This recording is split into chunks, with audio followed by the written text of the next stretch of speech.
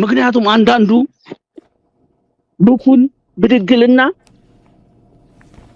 ህወሓትን ይዞብን ሊመጣ እናል ህወሓትኛ ምን ብለው አገሩ አይደለም እንዴ? ስለዚህ አገራቸው ነው። እናንተ ጋር መስራት እንፈልጋለን። የባለፈው ጥራሻ ያስፈልግም። በጦርነት በሁለታችን መካከል የለም ህልውናችን እያጠፋ ያለ ኃይል አለ ነው። ህልውናችን እውን ካደረግነ በኋላ ደግሞ ከሌሎች ጋር ሆነን የጋራ የሆነ አጀንዳ ዘርግተን እንወያያለን ብሏል። ይሄን እንቀበላለን። ይሄን ሌላ አይደለም። አጠፋችኋለሁ አሁንም እናንተ እያለ ያለን ግን ከብልጽግና ጋር አብሯል። እሱን ለብልጽግና በሰጠነው ልክ እንሄድበታለን ነው። ይሄ ተደጋጋሚ አንዳንዶች ብቅ ይያሉ የማያውቁትን ሲዘላብዱ ሰምተን ነው እዚህ ላይ ለመናገር የተገደድነው። ሁለት ኃይል አለ። ይሄ ሁለት ኃይል ቅድም ባሉት ደረጃ ነው። ምክንያቱም ከብልጽግና በላይ ጥላት የለንም አልነኮ። እኛው ከብልጽግና በላይ ምን ትለኝ ሌላ ጥላት የለኝም። ዘመዶችን ሲጨፈጭፍ አይቼዋለሁ። በድሮን ነው የጨፈጨፋቸው። ምርቱን ሲያቃጥለው አይቻለሁ። ቤቱን ሲያቃጥለው አይቻለሁ። ከዚህ በላይ በምን ልትቀይረኝ ትችላለህ? ስለዚህ ብልጽግና እናጥፋ ብሎ የመጣ ኃይል አላማችን መነሻ አድርገን ከመተባበር አንቆም። ይሄን ደግሞ ምን ወስነው እኛ ነን። ዳር ያለ አይደለም የሚወስነው። ዳር ያለማ ዳር ነህ በዛው ሁድ ምንም እንትን የለህም። ምን ወስነው እኛው ራሳችን ነን። በሳት ተቃጥለን ነው ያየነው። በድሮን ነው ገላችን የተመታው። ስለዚህ ይሄን ኃይል እየሞትነ ቢሆን ምድረ ገጽ ሳናጠፋ አንመለስም ነው። ጽምዶ ምናምን የሚለው እዚህ ላይ እኛ ትብብራችን አገራዊ ኃይሉ ጋር ነው። ከሱዳን ጋር የሚያደርገው ከግብጽ እንደዚህ ሆነ ከኤርትራ እንደዚህ ሆነ የሚለው የራሱ ጠባጫርነት ነው። አሁን የኢትዮጵያን ህዝብ ለማነሳሳት ሲባል ሱዳን መጣላ ሱዳን ካልነካሁ እንደነካህ። ፕሮፌሰር ባለፈው ሳምንት የኦሮሚያ ኮሚኒኬሽን ቢሮ ኃይሉ አዱኛ በሆሮ ጉድሩ ኪረሙ ወረዳ ጽምዶ ጋር የገጠም ነው ብሎ መግለጫ ሰጥቷል ለዶይቼ ቬለ። ጽምዶ ያላቸው ደግሞ ሸኔና ፋኖ ወጉን ብሎ በሚግ በሄሊኮፕተር በድሮን ነው ሲዋጋ የነበረው። በዶይቼ ቬለ ሰምተው ካልሰማው ብዬ ቢዚ ስለሆንክ ይሄን ዝም ይኮት ላድርገው ብዬ ነው።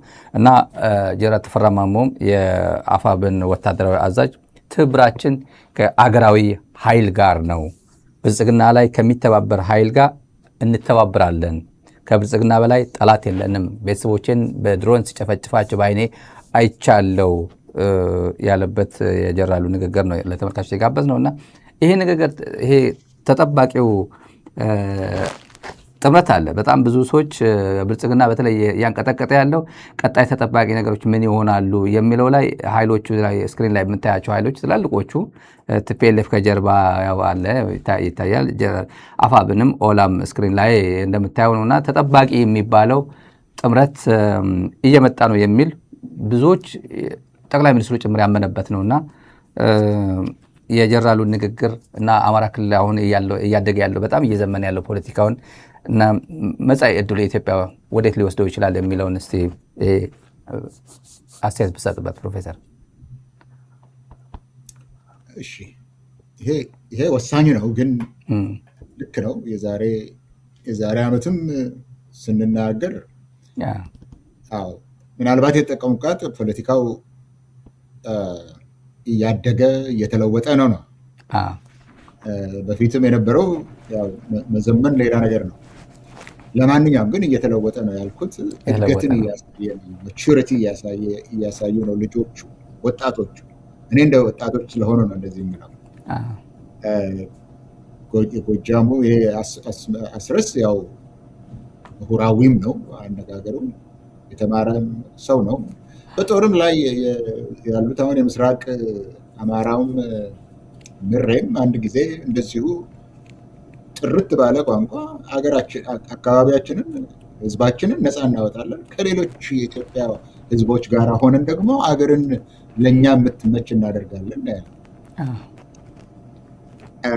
አሁን እዚህ ውስጥ ብዙ ነገር አለ እና ምናልባት ተመላልሰን ካልጨረስንበት እንጂ ይሄ ነገር ብዙ ነገር አለበት። ይሄ የብልጽግና ፕሬዚደንትም ይህንን ጉዳይ አንስቶታል። ያነሳውን መንገድ አሁን እኛን ለማፍረስ ብቻ ነው አንድነት ያላቸው፣ ግን ከዛ መተን ነው የምንመካከረው ይላሉ ብሎ እችን በማጣጣል መልክ ነው የተናገረው። አሁን የብልጽግና መሪ ይሰሙኛል ሳይሰሙኝ አያውቅም፣ የሚያውቁት ይንገሯቸው። ልክ ነው እዛ ላይ የተናገሩት፣ ትክክል ነው የተናገረው።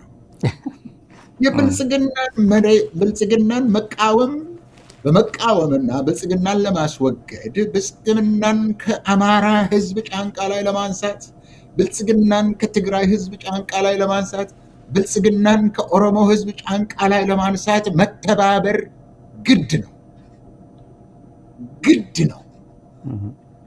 እና እዛ ላይ አልተሳሳትክም። ሁለተኛ ያናናቀውም ተመካክረን ለእኛ ሁላችን የምትሆን ኢትዮጵያንን ስንመጣ እንመሰርታለሁ ያሉትም ልክ ነው። አንተ እንደምትለው አንተ ይሄ የብልጽግና ፕሬዚደንቱ እኔ ብቻ ካላልኩ አንተ አይደለህም እንደ እኔ ብቻ የምትለው? ማሸነፍ ያለብኝ እኔ ብቻ ነኝ፣ ሌላው በሙሉ እሱ ሲዋጋ ለኢትዮጵያ ሉዓላዊነት እስከ ወታደሩ ድረስ መርዞ። ይህ ቅድማ ያናገርከው ያ ወታደር ጀነራሉም የተናገረው እኛ እኮ ለኢትዮጵያ ሉዓላዊነት ነው የምንዋጋው፣ ኢትዮጵያን አንድነት ለማስቀጠል ነው። ባንዳው ግን ይልሃል፣ ባንዳውና ባዳው ግን ለኢትዮጵያን ለማፈር። እነዚህ እኮ አሁን የተነገርካቸው ይሄ ስዕላቸውን ያሳየኸኝ ከኦሮሚያ ይሁን ከትግራይ ይሁን ልክ ነው ያለው ጀነራሉ። ቲፒኤልኤፍ እኮ ኢትዮጵያዊ ድርጅት ነው። ትግራይ እኮ ኢትዮጵያ እኮ አገራቸው ነው፣ ለአማራው ሀገራቸው ነው። እኛ ሁላችን ተመካክረን ለእኛ የምትሆን መንግስትን እና ሀገርን እንመሰርታለን ማለት እሱን እኮ ነው ያጣ ነው። ብልጽግናን ካስወግድን እኛ ተመካክረን ተቻችለን ሳንገዳደል ሳንተኳኮስ ለሁላችን የምትበቃ ሀገር እንገነባለን ማለት ምኑ ነው? አሁን እዛ ላይ የምታጣጥለው ምኑ ነው የሚጣጣለው? እዛ ላይ ብልጽግና አእምሮ ያለው ብቻ ነው ይሄንን ትክክል አይደለም የሚለው እንጂ ይሄ ነው የሚፈለገውም፣ ይሄ ነው የተገባውም፣ ይሄ ነው።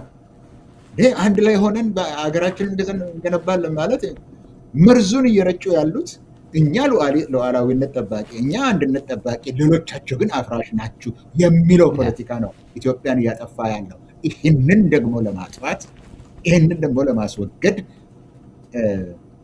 መተባበር ተገቢ ነው። አሁን እዚህ ላይ ጀነራል ተፈራ ማሞ ምንድን ነው ያለው? ዘመዶችን እኮ ሲገል አይቻለሁ፣ ምርቱን ሲያቃጥል አይቻለሁ፣ ቤቱን ሲያቃጥል አይቻለሁ አለ አይደለም። እኔ እኮ ነቀምት ያደግኩት እዛ ስለሌለሁ ነው እንጂ እኮ ዘመዶችን ሲገል አይቻለሁ። በድሮን የኔን ዘመዶች ቤታቸውን ሲያቃጥልባቸው። እኔ በአባቴ በኩል የምመጣው ከደምቢዶሎ ነው፣ ከቀለም ነው የምመጣው። እዛ ላይ እኮ አትሰራም ተብሎ ረሃብ እስኪገባበት እንደሆነ እኮ አውቃለሁ። ቤታቸውን በእንትኑ የሳር ቤት ምናምን ያላቸውን ያቃጥልባቸዋል። ነገር ግን ተሻሽለው ደግሞ የግንብ ቤት የሰሩትን ግሬደር አምጥቶ እኮ ቤታቸውን ሲያፈርስ አይቻለሁ። የኔን ዘመዶች ሌላ ካልገባችሁ ማለት ነው። ምርቱን ሲያቃጥል አይቻለሁ። ቡና እንኳን እንዳያስገባ የበልግን ምርት እንዳያስገባ እንዳይዘራ እዛ ከገባ ከኦላ ጋር ነው የምትገናኘው ብሎ እኮ ምርቱን ሲያቃጥል ያመረተውን እንዳይሸጥ ሲያደርግ እኮ የኔን ዘመዶች አይቻለሁ። ስለዚህ አንድ ላይ የምትሆነው አሁን አየህ፣ ፋኖን ወደድክ፣ እስቄል ፋኖን ወደድክ ወይም ይሄ እኮ አንድ ያደረገው እኮ አሁን ያለው ነው። አሁን እሱ ስለ ዘመዶች አይደለ ያለው፣ እኔም እኮ ነው ያንን ነው የምለው። አንተም እንደሱ እኮ ነው እኮ የምትለው ከትግራይ አንተም ይሏቸዋል እኮ ፕሮፌሰር ካላየው አንተ ቢዚ ስለሆንክ ነው እንጂ ዝም ብዬ ይቅርታ አድርግልኝ፣ ከፕሮግራም ውጭ ነው። ግን እነሱ እነ ጻድቃን እነ ጌታቸው ስለ ትግራይ ሳይናገሩ የትግራይ ህዝብን ትተው የብልጽግና ሰዎች ሆነው ከአብይ ጎን ተሰልፈው ኦሮሞ ግን ለትግራይ ድምፅ እየሆነ ነው። ኦሮሞ እኮ ቲፒኤልኤፍ ሆነ። ምንድን ነው ያለው? እዚህ እኮ ችግሩ እኮ የተፈጠረው አለ ችግሩ እኮ ያለው ጀነራል ተፈራ ሲናገር ዋናው ጠላታችን ብልጽግና ነው ያለው። ዋናው ጠላታችን ብልጽግና ስለሆነ ነው። እሱ በቂ ነው እኮ ነው የምልህ። ለመተባበር እኮ ያ በቂ ምክንያት ነው። የጋራ ዓላማ የላችሁም፣ የጋራ ምን ኢንቴንስ የላችሁም ይልሃል። ይሄ እኮ የጋራ ዓላማ ነው። ከመከራ ስር የመውጣት፣ ከሞት የማምለጥ፣ ቤትን ከማቃጠል የማምለጥ፣ ይሄ እኮ ትልቅ የጋራ ዓላማ ነው። ትንሽ አይደለም። ትንሽ እኮ አይደለም። ሀገራዊ የሆነውን ደግሞ ብሔራዊ የሆነውን ደግሞ ተመካክረን ተነጋግረን እናደርጋለን ማለት እኮ ትልቅ ዓላማ ነው። ያስፈራውም ይሄ ነው። አሁን እዚህ ላይ አንድ ነገር ስለተናገረ ለትግራይም ለአማራም የሚሆን አንድ መልእክት ላስተላልፍ ነው።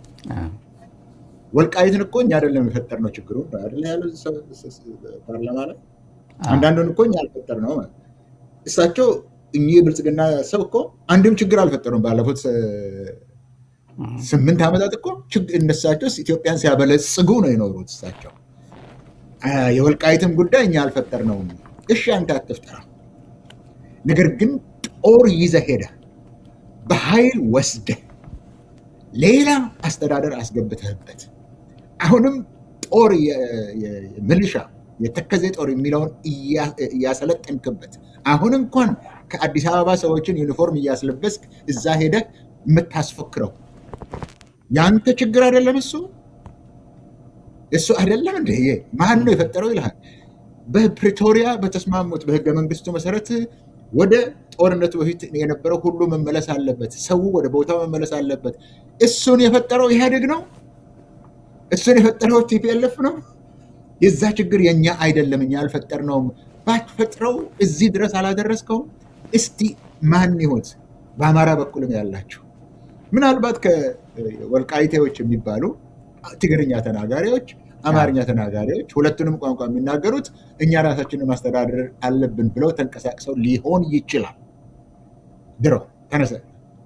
ነገር ግን ትግራይ ውስጥ ሆነ አማራ ውስጥ ሆነ እዛ ሰው መኖር ያቅተዋል ወይ?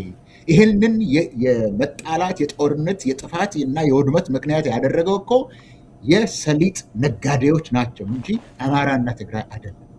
የሰሊጥ ነጋዴዎች ጉዳይ ነው። ማን ነው የፈጠረው? እሱ እኛ አልፈጠርነው ስል ማን ነው ይህንን ችግር የፈጠረው?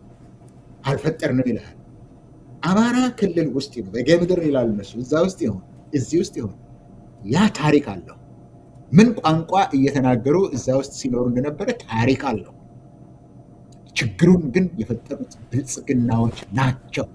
ያባባሱት ብልጽግናዎች ናቸው። እንዴት አድርጎ በምን አንደበት እንደ አይኑንና በጨው አጥቦ አፉን በቅቤ አሟሾ ይመጣና በትልቁ አደባባይ ላይ የውጭ መንግስታት ተወካዮች ቁጭ ብለው ታዛቢዎች እዛ ላይ ቁጭ ብለው እኛ አላደረግነውም ብሎ ሽምጥጥ አድርጎ ይክዳል። እኛ አላደረግንም ብለው አስቸጋሪ ነው። ይህንን ግን ሰው መሳት የለበትም ልልህ ነው። በጣም አመሰግናለሁ ፕሮፌሰር። የመጨረሻው ጥያቄ ላድርግልህ ብዙ እንዳልይዝ። የኢራን ጦርነት ድጋሚ ተቀሰቀሰ። በጣም በፓኪስታን በኩል መቋጫ አግኝቷል ተብሎ በካሳ ገንዘብ የሆነ ዩኤኤም ገንዘብ ከፍላ ልታስቆመው ነው፣ አሜሪካም ተደራድራለች፣ ገንዘብ የሆነ ትከፍላለች የሚል ብዙ ሚዲያዎች እና ኤኒዌይ በጣም ጥረት ሲደረግ ነበር የኢራን ጦርነት ለማስቆምና አሜሪካ ደግሞ ፕሬዚደንቱ አናውንስ አድርጎ ባለፈው እንመታለን ብለው በጣም ብዙ ኢላማዎች ላይ መጥቷል እና እንደ አዲስ አይ ቲንክ ዛሬ 3ኛ ቀን 4ኛ ቀን ይመስለኛል። ከቀጠናው ፖለቲካ እንዴት ነው የሚያያዘው ይሄ ነገር? በተለይ ደግሞ ከምስራቅ አፍሪካ ጋር እስቲ ፕሮፌሰር ዩኤኢ የዚህ ሰለባ ነበረች ያለፉት ወራት። ዩኤኢ ኢትዮጵያን ትበጠብጣለች፣ ኢትዮጵያን ታምሳለች፣ ሱዳን ታምሳለች፣ በአርኤስኤፍ እያገዘች ቀጥታ የኢትዮጵያና የሱዳን ፖለቲካ እያመሰችው ነው። በእኛ በኩል ሪያሊቲ መሬት ላይ ያለው ስለሆነ ነው። እሷ ደግሞ በኢራን እየተመታች ነው። በዚህ ላይ አሁን ሊፈጥረው የሚችለው የሆነ አለ የሆነ ለቀጠናችን ለሱዳን ወይም ለኢትዮጵያ የሆነ እረፍት የሚሰጠው ነገር አለ? ዩኤኢ ደግሞ እዚህ ውስጥ ችግር ውስጥ ከገባች እረፍት እናገኝ ይሆን? ቀጠናውን እንዴት ነው ትራንግሌት የምታደርገው ይሄ ነገር የኢራን ጦርነት? የአሜሪካው ፕሬዚደንት እልህ ውስጥ ስለገቡ ብቻ ነው። እልህ ውስጥ ገብተዋል። አሁን እልህኛ እንደሆኑ ታውቃለህ። እዚህ ያሉትን ጠላቶቻቸውንም እንደማይተኙላቸው አይታላል። ማለፍ እንኳን የማይችሉ ናቸው። ማለፍ አይችሉም። ፕሬዚደንት ሆነው እያሉ ከጥቂት ሰዎች ጋር ሲጣሉ የሚውሉ ሲሰዳደቡ የሚውሉ ከጋዜጠኞች ጋር አተካራ የሚገቡ ሰው ናቸው። እልህ ናቸው። እልህ ነው የያዛቸው። መጀመሪያ ላይ ይሄንን ልበል ስለዚህ ጉዳይ። የኢራን ጦርነት አሜሪካ ለማሸነፍ የምትችልበት ሀሳብ ነበራቸው። ያ ሀሳብ ግን ከጅማሬው ትክክል አልነበረም። ያሰቡት የኢራን መሪዎችን ዲካፒቴት ካደረግን ነው። ዲካፒቴት ካደረግን ሌላ መንግስት ከኛ ጋር የሚስማማ ኢራን ላይ ፈጥረን ልክ እንደ ቬኔዙዌላ እኛ ከዚህ በኋላ የምንለውን ነገር እያስፈጸምን እንኖራለን በሚል ነው እንጂ ጦርነት ገጥመን ኢራን እናሸንፋለን አይደለም። ስትራቴጂ የነበረው በቬኔዙዌላ ነው። የቬኔዙዌላ ኢንስፒሬሽን ነው። ገብተን እንገላቸዋለን፣ ከዛ በኋላ ከሌሎች ጋር እንሰራለን ብሎ የአህመዲነጃድ የሚባለውን ለዛ እያዘጋጁ ነው የነበረው። ያን ጊዜ ሀሳቡ የነበረው ያን ጊዜ ከእስራኤልና አሜሪካ ሆነው ኮማንዶ ልከው የመሬት ስር የተቀበረውን ወደ ስንት ግራም 900 ምናምን ግራም የሆነ እስከ 60% የነጠረ ዩሬኒየም የነጠረውን 60% ደርሷል። ከ60% 90% አድርገ ወፐናይዝ ማድረግ ቀላል ነው። እሱን ገብተው ለማውጣት የሆነ ኮማንዶ ሄደው ገብተው ለማውጣት ያችን መስኮት ለመጠቀም ነው የነበረው። አላደረጉትም። እሱ ኢራኖችም ሲዘጋጁበት ስለነበረ አያቶላው ቢገደል ሌሎች ከመሃል መጥተዋል። ያቺ ሞመንት ምንድን ነው የምትባለው? ሞመንት ኦፍ ሰርፕራይዝ ኤሌመንት የምትባለዋን አጥቷል አሜሪካ በዛን ቀን። ከዛ በኋላ እልህ ስለገባ ብቻ ከኢራንን ለማንበርከክ ስላልቻልክ ብቻ ለእልህ የሚያደርገው ነው እንጂ ይህንን ጦርነት በጦር ሜዳ አሸንፎ ኢራንን ምንም ለማድረግ የማይችልበት ደረጃ ለመድረሱን እዚህ ሀገር ያሉ የጦር አዋቂዎች በሙሉ እየተናገሩ ነው በእኛ ጉዳይ ላይ።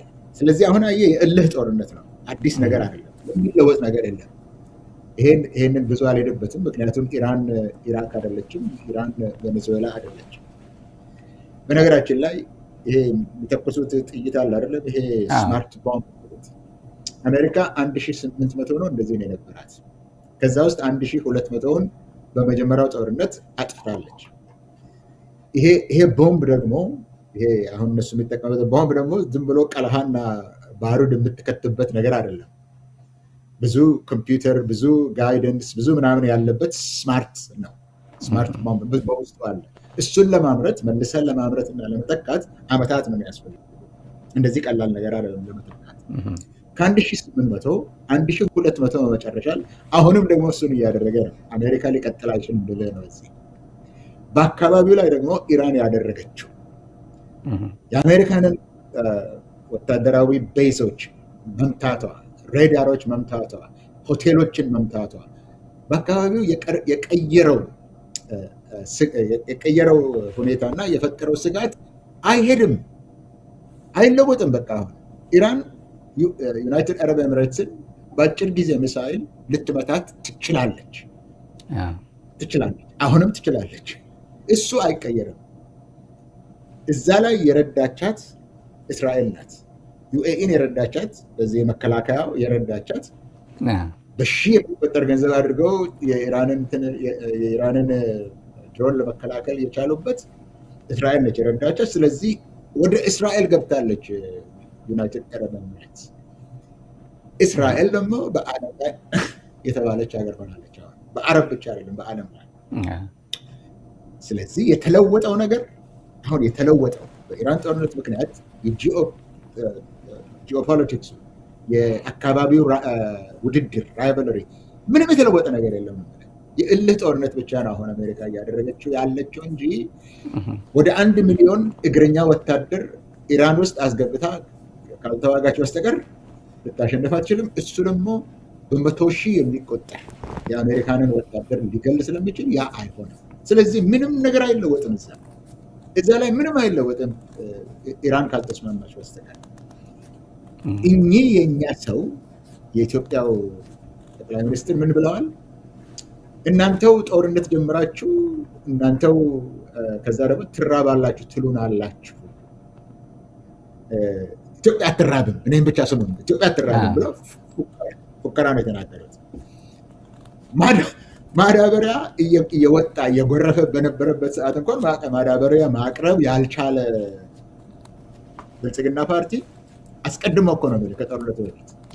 በጦርነቱ ምክንያት ማዳበሪያ ይሄ ዩሪያ ላይ ቤዝድ የሆነው ማዳበሪያ ከዛ የሚወጣው ማዳበሪያ እየጎዳው ያለው እኮ ኢትዮጵያን ብቻ አይደለም፣ ህንድን እየወጋ እዚህ አሜሪካንን እየጎዳ ነው።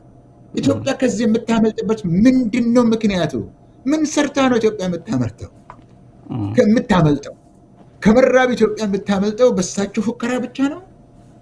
በሳቸው ቁጥር ከፍ አድርጎ አንደኛ ኢኮኖሚ ሆነናል፣ ሁለተኛ ኢኮኖሚ ሆነናል፣ ሶስተኛ ኢኮኖሚ ሆነናል እያሉ በየጊዜው በሚዘረዝሩት ከሜዳ ላይ ያመጡት ቁጥር ነው። በዛ ነው ኢትዮጵያ የምታመልጠው። ይኸው እውነት መንገድ አለው ይላሉ በእንግሊዝኛ ቋንቋ።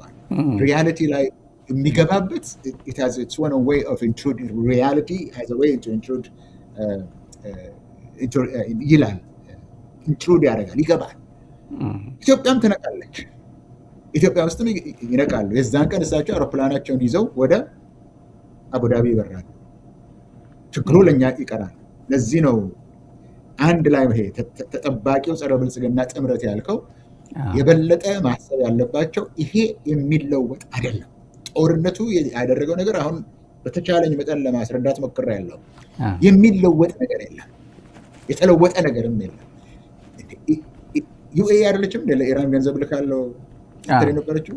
ካታር አይደለችም እንደ አሁንም ካታር አይደለችም እንደ የምታሸማግለው? ስለዚህ የሚለወጥ ነገር የለም። ፉከራ ምንም አይለውጥም። በሱዳን ላይ ብትፎክር፣ በሻዕቢያ ላይ ብትፎክር፣ በህወሓት ላይ ብትፎክር፣ በኦላ ላይ በአማራ ላይ ብትፎክር፣ በአሜሪካ ላይ ብትፎክር ስትዘቅጥ ሙፉከራ ይበዛል ነው ያለው። እሱ አንተ ነህ። በቃ ከዚህ በላይ ምንም የምለው ነገር የለኝም።